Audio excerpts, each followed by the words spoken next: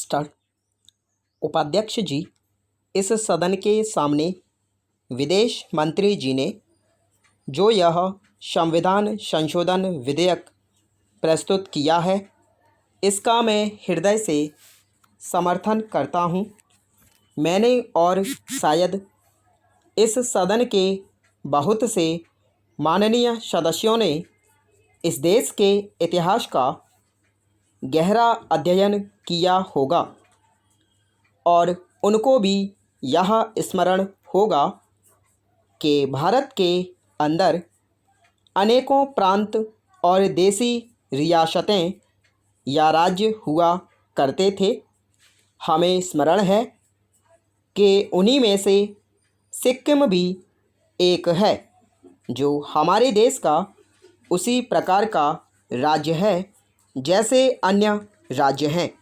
लेकिन इतिहास इस बात का साक्षी है कि जो हमारे देश का एक अंग था, जिसकी लगभग 1 लाख जनता ने हमारे साथ मिलने की इच्छा प्रकट की थी, उसको पिछले 27 सालों में उन मौलिक अधिकारों का प्रयोग करने का अवसर नहीं मिला, जिनका अधिकार उनको 1947 के बाद और विशेष रूप से 1952 के बाद, जब हमारा देश गणराज्य बना था, मिलना चाहिए था।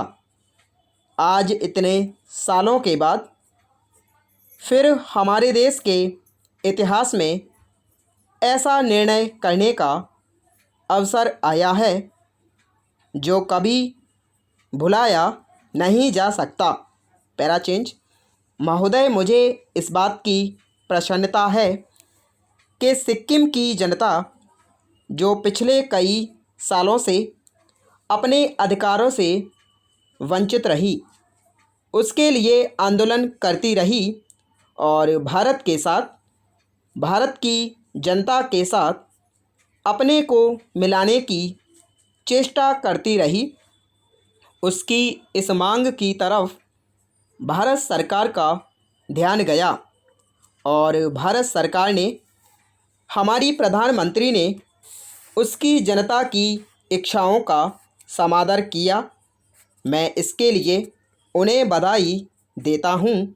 मैं यह मानता हूं कि इस मसले पर निर्णय लेने में आरंभ से ही भूल हुई और अब उसका सुधार हो रहा है।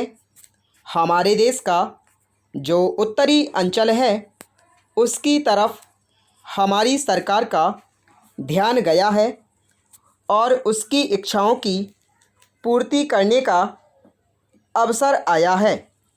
मैं समझता हूँ कि इस कदम का न केवल इस सदन के सदस्य बल्कि सारे देश की जनता हृदय से स्वागत करती है। Para change.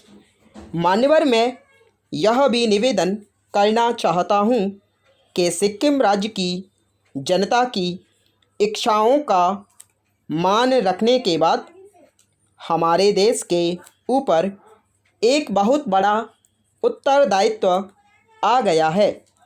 हमने पिछले 25 वर्षों में इस देश के विकास के लिए जितनी योजनाएं बनाई, चाहे वे शिक्षा के क्षेत्र में हों या उद्योग धंधों को बढ़ाने और रोजगार देने के संबंध में हों, उनसे हमारे देश की जनता तो लाभ उठा सकी, लेकिन सिक्किम प्रदेश की जनता उनसे वंचित रही।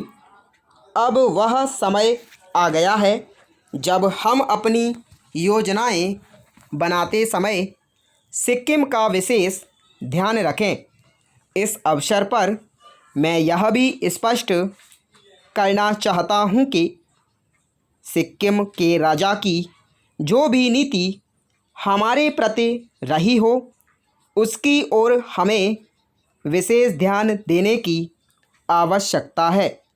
इस महान देश में बहुत से लोग गलतियां करते रहे हैं, लेकिन मैं समझता हूँ कि उनको सही रास्ते पर आने का अवसर देना चाहिए। स्टॉप।